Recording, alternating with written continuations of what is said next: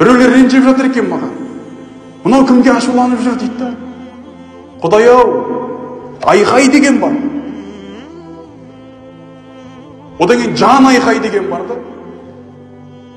Мына біздікі жан айқай бауырлар.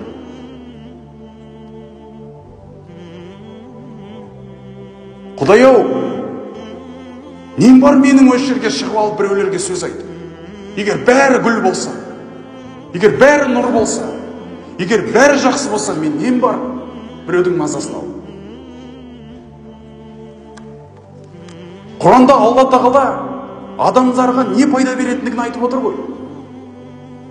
Уазаккир дейді, ескерт дейді. Фаинна зикро танфаал муъминин дейді. Ескерту мұсылмандарға пайда береді дейді. Жігіттер, мұсылмандарға пайда беретін нәрсені ескерту екен. Мына ескертіп жатырмыз, басқа емес.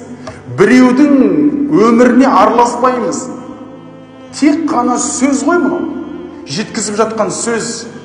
Сөз иесін таба берсін. Әркім өзінен керектісін ала берсін бұл сөзден. Егер саған керегі жоқ болса, өз сөзіме қалсын.